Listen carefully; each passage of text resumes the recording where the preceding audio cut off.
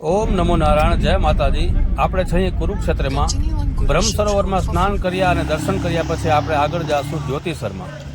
જ્યોતિસરમાં આવેલું છે ભગવાન કૃષ્ણએ જ્યાં ગીતાનો ઉપદેશ અર્જુનને આપ્યો હતો તે, અને અર્જુને પોતાના દાદાશ્રી એટલે કે ભીષ્મ પિતામાને તરસ છુપાવવા માટે જે બાણ માર્યું હતું અને જે પાણી પ્રગટ કર્યું હતું તે કુંડ આજે પણ અહીં છે.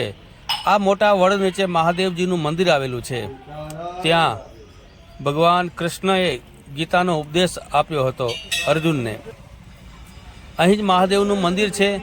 અહીં જ ગુરુ દ્રોણાચાર્યએ આ શિવની સ્થાપના કરી હતી એમ અહીંનું માણસોનું કહેવું છે. એ સિવાય બીજા અનેક અહીંયા મંદિરો આવેલા છે. એમાંનું એક મંદિર છે ગુરુ ગાદી, જે ગુરુને શિષ્યને ગુરુ પ્રત્યે કેટલું માન હોય તે અહીં દર્શાવે છે. આ એ કુંડ છે જે અંતિમ વેળાએ દાદા ભીષ્મને તરસ લાગી હતી અને એ એમની અંતિમ ઈચ્છા હતી. એ ઈચ્છા પૂરી કરવા માટે અર્જુને અહીં બાણ માર્યું હતું અને આ કુંડમાં પાણી પ્રગટ કર્યું હતું એમ અહીંના શાસ્ત્રીજીઓનું કહેવું છે.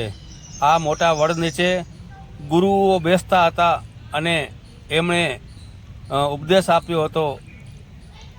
અને આ વડની બાજુમાં જ ભગવાન કૃષ્ણએ ગીતાનો ઉપદેશ અર્જુનને આપ્યો હતો કે છેલ્લી ઘડીએ જ્યારે અર્જુન યુદ્ધમાં પોતાના હથિયાર નીચે ફેંકી દે છે કે હવે મારે કોની સામે હથિયાર ઉપાડવા, ત્યારે ભગવાન કૃષ્ણ એને ગીતાનો ઉપદેશ આપી અને પોતે પોતાનું વિરાટ સ્વરૂપ અહીં અર્જુનને દેખાડે છે.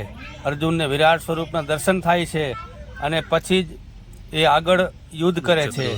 ભગવાને અહીં ઉપદેશ આપ્યો હતો. આ છે કુરુક્ષેત્રનું મેદાન.